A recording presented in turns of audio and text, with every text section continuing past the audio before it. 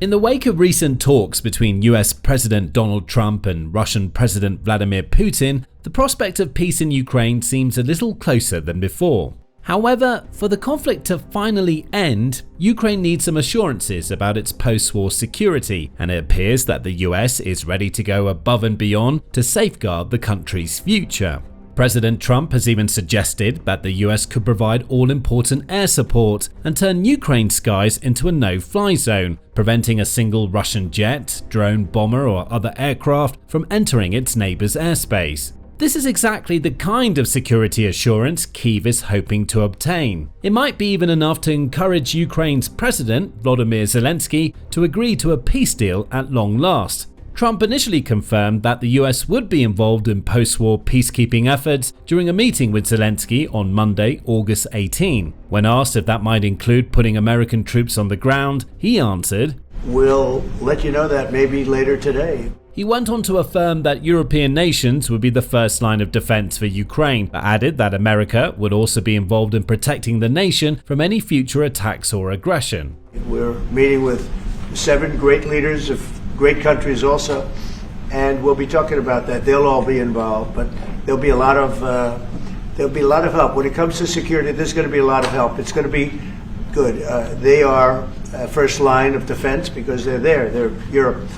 But we're going to help them out also. We'll be involved. Zelenskyy was then asked if he needed security guarantees involving American troops, intelligence, or equipment to agree to a deal with Russia. He responded, "It's a lot about weapon and then people and training missions and intelligence. And second, we will discuss with our partners. It depends on the big countries, on the United States, on a lot of our friends." Later that day, multiple European and NATO leaders praised President Trump for his efforts to end the conflict, with NATO Secretary General Mark Rutte highlighting the importance of US security guarantees once again. The fact that you have said, "I'm willing to participate in the security guarantees" is a big step.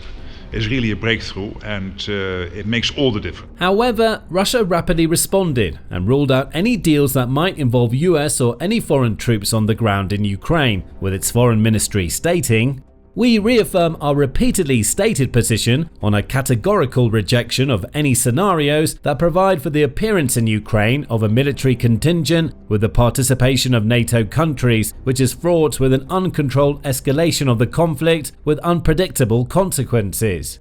On Tuesday, August 19, Trump clarified exactly what type of security the US would be willing to provide to protect Ukraine moving forward. In an interview with Fox and Friends, Trump was asked what kind of assurances he had that American troops would not be dispatched to Ukraine to defend its borders. He responded, "Well, you have my assurance, and I'm president, and I'm just trying to stop people from being killed." He went on to reinforce the prospect that European nations, not America, would be those involved in potentially putting boots on the ground in Ukraine, stating, "When it comes to security, they're willing to put people on the ground." He then went on to make perhaps his most interesting comment of the interview, as he said, "We're willing to help them with things, especially probably if you talk about by air, because nobody has the kind of stuff we have."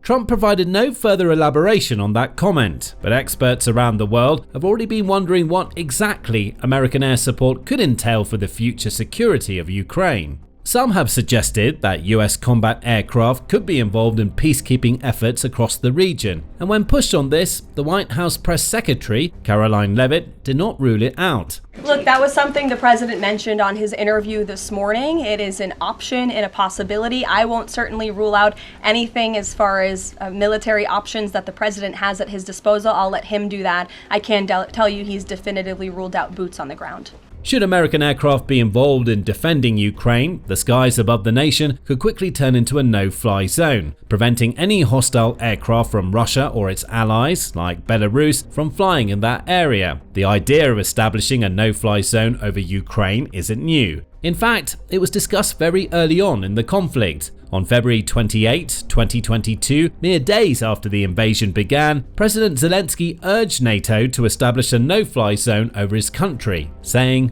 "If the West does this, Ukraine will defeat the aggressor with much less blood." Days later, on March 3rd, Zelenskyy repeated his appeal, stating, I say every day, if you cannot shut the sky now, then give us the timeline when you will do it. If you now cannot provide the timeline, tell us how many people have to die. Tell me how many. I'll go to count and wait for this moment. I hope the sky will be shut down. If you don't have strength and courage to do that, then give me the planes. Wouldn't that be fair?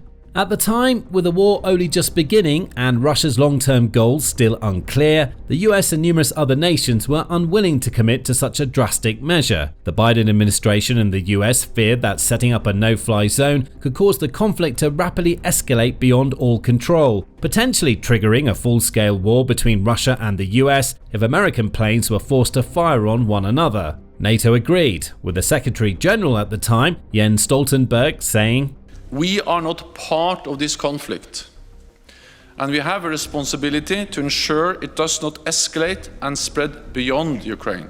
We understand the desperation, but we also believe that if we did that, we'll end up with something that could end in a full-fledged war in Europe, involving many more countries, and causing much more human suffering."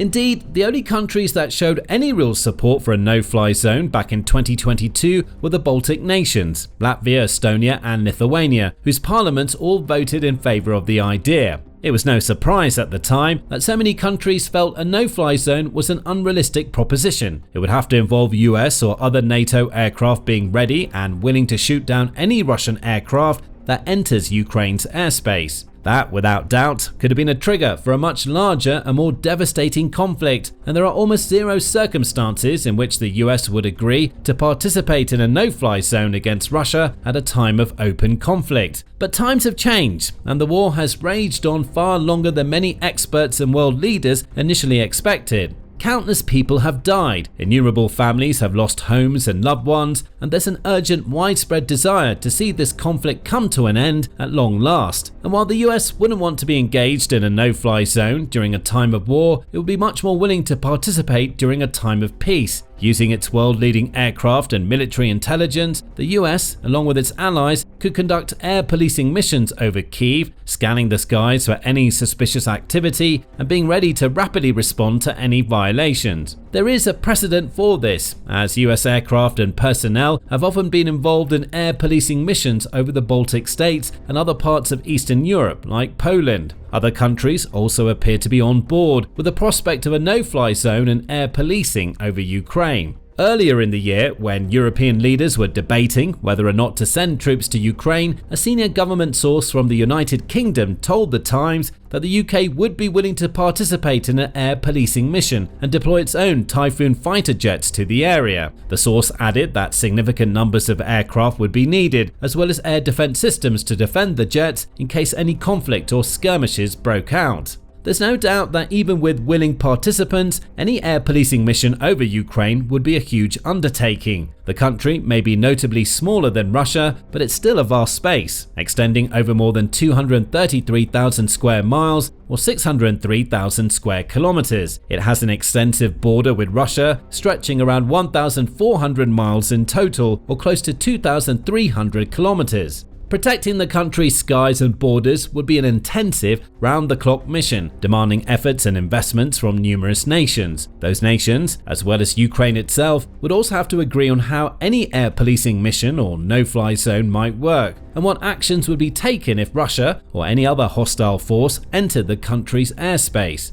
As current president of the Air and Space Power Association and former British Royal Air Force Air Marshal Greg Bagwell explained, "If it is a peacekeeping mission, then it would need agreed rules, if you like, for what that peace was supposed to be, which would include boundaries and the rules of engagement to match." The mission would also be a costly investment, requiring assets not only in the air, but on the ground and even at sea, keeping an eye on Ukraine's coastline and maritime borders too, as Bagwell states.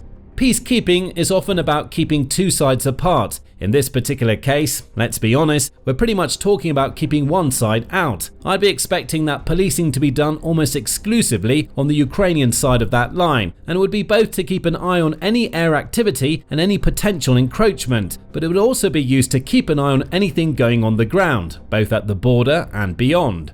It would likely be an exceptionally tense situation, where even the slightest violation, infringement, or rogue action from the Russian side could set off a possibly catastrophic chain of events, plunging the world into a state of conflict all over again. Yet this may be one of the only ways to properly broker a peace deal between the two sides, which is why the US and other NATO nations may wish to actively pursue and push this particular option. It remains to be seen, however, what level of air support America would be willing to provide. The US could opt for a largely hands-off, non-aggressive option, only providing non-kinetic capabilities to Ukraine like airborne early warning and control systems, which can simply use radars and other surveillance systems to scan the skies for any signs of enemy aircraft or weapons, but have no offensive capabilities of their own. It could also supply other non-offensive assets like airborne refueling systems and recon planes. Alternatively, America may choose to flex its military muscle and provide Ukraine with fighter aircraft from its existing stocks, build new models to send over, or develop other aerial solutions to safeguard the country's skies. Either way, with American aircraft and other NATO planes, jets, air defenses, and possibly troops in the area, even if it wasn't a member of the NATO alliance, Ukraine could well and truly be under its protection. Those forces would provide a serious deterrent for Russia, discouraging it from sending any type of aircraft into Ukrainian airspace, and should, at least in theory, dramatically reduce the risk of any further conflict or future invasion. However, before such a mission can be put into place and its specific details ironed out, some sort of deal needs to be struck between Putin and Zelenskyy, and the war needs to come to an end. And while that seems more likely now than before, it may be still some way off, as Russia is still showing some level of reluctance to make any real concessions. The Kremlin also refuses to ease up the pressure on Ukraine for the time being. Even as talks were taking place and Zelenskyy was at the White House to speak with Trump, Russia launched numerous attacks on targets in Kharkiv, Zaporizhia, Sumy and Odessa, with at least 10 people killed and dozens more injured. The Ukrainian president took to X to condemn Moscow's actions. This was a demonstrative and cynical Russian strike. They are aware that a meeting is taking place today in Washington that will address the end of the war. We will have a discussion with President Trump about key issues. Along with Ukraine, the leaders of the United Kingdom, France, Germany, Italy, Finland, the European Union, and NATO will participate in the conversation. Everyone seeks dignified peace and true security. And at this very moment, the Russians are attacking Kharkiv, Zaporizhia, the Sumy region, and Odessa, destroying residential buildings and our civilian infrastructure. Russians are deliberately killing people, particularly children. As of now, 7 people have been killed as a result of the drone strike in Kharkiv, the youngest being a girl who's only a year and a half old, and dozens have been injured, including children. Zelenskyy concluded, "The Russian war machine continues to destroy lives despite everything. Putin will commit demonstrative killings to maintain pressure on Ukraine and Europe, as well as to humiliate diplomatic efforts. That is precisely why we are seeking assistance to put an end to the killings. That is why reliable security guarantees are required. That is why Russia should not be rewarded for its participation in this war. The war must be ended, and it's Moscow that must hear the word stop."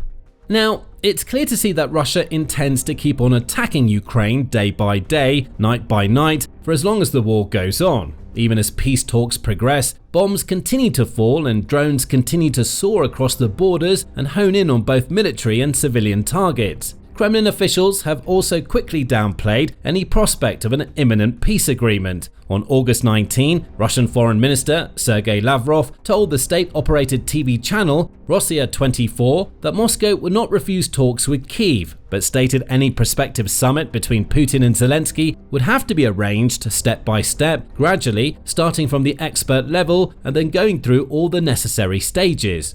This follows the classic Kremlin playbook of appearing to agree at first, only to later stall, delay, and obfuscate as much as possible. The same sort of situation occurred back in May, when Putin spoke of a possible meeting with Zelenskyy in Turkey before ultimately refusing to attend. However, this time may prove different, and hopes are growing among White House officials and other leaders around the world that proper peace talks may, at long last, be on the horizon. US Secretary of State Marco Rubio, for example, told Fox News he was pleased with Putin's acceptance of a meeting with Zelenskyy and suggesting that a meeting involving the two leaders plus Trump could be enough to strike a deal. We're not there yet, but that's what we're aiming towards, and that's one of the things that was discussed today, is how to get to that point. But just the fact that Putin is saying, sure, I'll meet with Zelenskyy, that's a big deal. I mean, I'm not saying they're going to leave that room best friends. I'm not saying they're going to leave that room with a peace deal. But I think the fact that people are now talking to each other, this wasn't happening for 3.5 years. This was a stalemated war of death and destruction. Rubio also acknowledged the importance of security guarantees for Ukraine, further underlined the crucial role they'll play in order for any upcoming negotiations to be successful. I think everyone understands that some of the key elements to bringing this about is Ukraine has to feel safe moving forward. In essence, they have to believe that at the end of this war, they are in a position to never get invaded again. Trump also appears confident that the pathway to peace is clearer than ever, stating, "The Alaska summit reinforced my belief that while difficult, peace is within reach, and I believe that in a very significant step, President Putin agreed that Russia would accept security guarantees for Ukraine, and this is one of the key points that we need to consider, and we're going to be considering that at the table also, like who will do what." Addressing Zelenskyy, Trump also said, "And I have a feeling you and President Putin are going to work something out. Ultimately, this is a decision that can only be made by President Zelenskyy and by the people of Ukraine working also together in agreement with President Putin, and I just think that's very good things are going to come of it. So I hope we have a good meeting, and if we can have a good meeting." That remains to be seen, but hopes are rising. And one thing seems certain: if and when peace is established, the US and its allies are prepared to keep on defending Ukraine and preventing this kind of catastrophic conflict from ever breaking out again. Whether that involves troops on the grounds or jets in the skies, NATO will answer the call. Now, you can learn about NATO's air policing missions and what might happen if Russia breaks the rules in our recent look at an almost deadly encounter between Italian F-35 jets and Russian fighters. Alternatively, check out our breakdown of how Russia has sacrificed countless lives and put its economy in peril, all for less than 1% of Ukraine. And finally, make sure to subscribe to our channel too, so you can be among the first to find out about the latest big news and developments from the front lines and beyond.